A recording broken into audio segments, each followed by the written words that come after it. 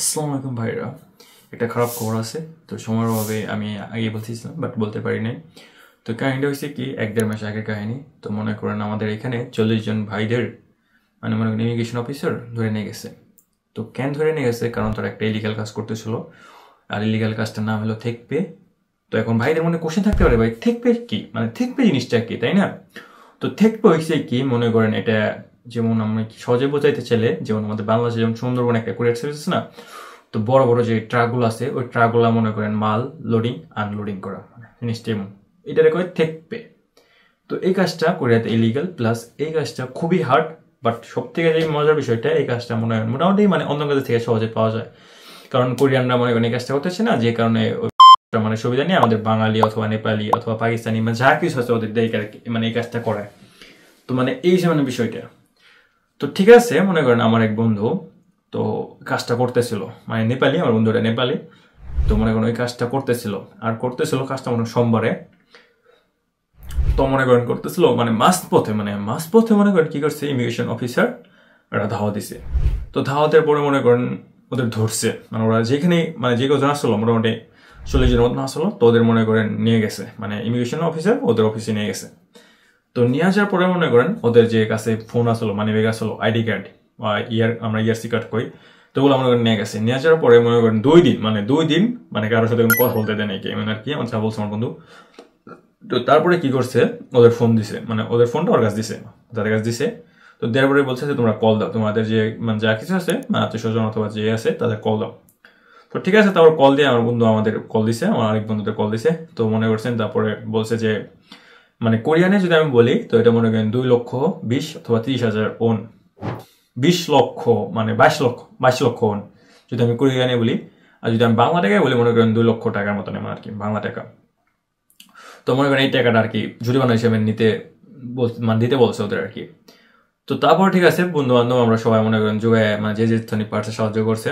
তো মনে করেন আমার বন্ধু বান্ধব সাহায্য করে মনে করেন মানে ওরা দিছে, মানে ছাড়িয়ে আনছে, এই আর কি। আর এখানে আরেকটা বিষয় যে এমন যেন মনে করেন যে কেউ যে মানে ওর জিম্মেদারি ছাড়া আনতে পারবো। তো ওইখানে কি হয় যে হয়তো আমাদের ইউনিভার্সিটির যে ডিন আছে অথবা প্রফেসর, মানে যে একটু মনে করেন ভালো একটা মনে করেন পর্যায়ে আছে, যে যাদের মনে করেন গ্যারান্টি মানে কি গ্যারান্টি অনুযায়ী যে ছেলেটা যেহেতু একবার ভুল করছে, যা এমন আর পরের বার করবো না এমন আর কি।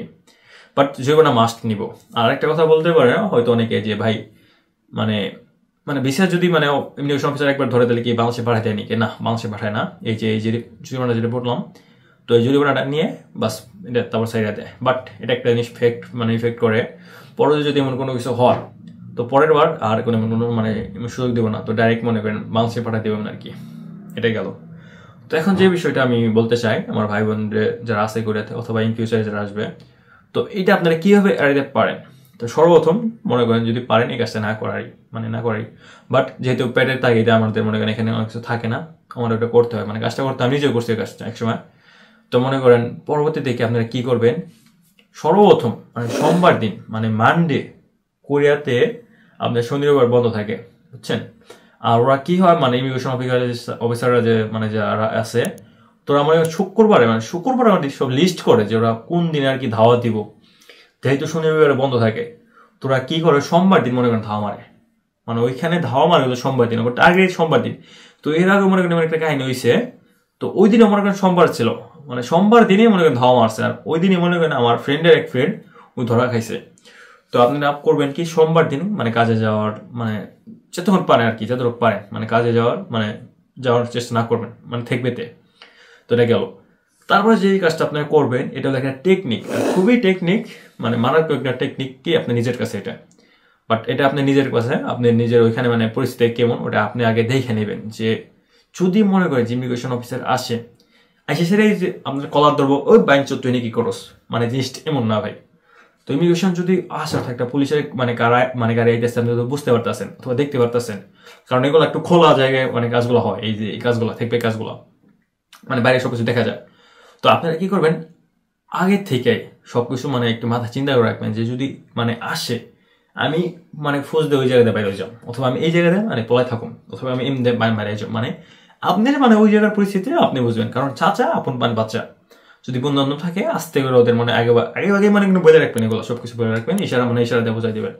বাট বেশি তেল মাখাতে যায় না, বেশি তেল মাখাতে চাইবেন তো মানে আপনি শোকা মারা খাবেন, এটা হলো বাস্তব কথা ভাই, এটা সব থেকে বড় কথা, এটা মাথায় রাখেন। তো মনে করেন দেখে রাখবেন, যদি আসতে মন হয় মনে করেন বাস আস্তে করে ওই জায়গাতে কাট মেরে দিবেন, কারণ আপনি যদি শুয়ে যান আপনার পিছিয়ে পিছিয়ে দৌড়াতে যাবো না। মানে এই জিনিসটা মনে দেখবেন আপনি অন্যজনে ধরতেছে, তো আপনি মনে করেন তার থেকে মনে হয় আগেই আপনি কাও, মানে আপনার কেরা দেয় আর কি, জিনিসটা এমন ভাই, এটাই বাস্তব ভাই। আপনি যখন বাসায় দেবো, আপনার টাকা কেরা দেবো 2 লাখ টাকা, কোনো চুত নাই দেবো, কেউ দেবো না ভাই। তো ভাই যেটা বললাম এটা মাথায় রাখবেন, কারণ মনে করেন এই যে আমি যে বললাম সোমবার দিন আইবেন না, কারণ এই সোর্সটা আমি আমার এক বড় ভাই আছে, মানে বড় ভাই কি মনে করেন একটা পুলিশ আছে, তার কাছ থেকে মনে করেন আমি মোটামুটি মানে খোঁজ নিছি এই আর কি। মানে সে আমাকে বলছে সাকিব এমন, যেহেতু আমি মানে সে আর কি থাকে না এমন যে সে ইমিগ্রেশনের সাথে লিঙ্ক আছে, তো মানে সে আর কি যা আমার ধারণা দিছে একটা সাকিব এমন, এটা মানে এই দিনে আর কি যাওয়ার জন্য ছেলেদের মানা করো। এই হচ্ছে ভাই ওভারঅল বিষয় ভাই, এটাই ভাই আপনারা মাথায় রাখবেন, কারণ কে কেউ নেই দুনিয়া ভাই, আল্লাহ ছাড়া কেউ আপন না।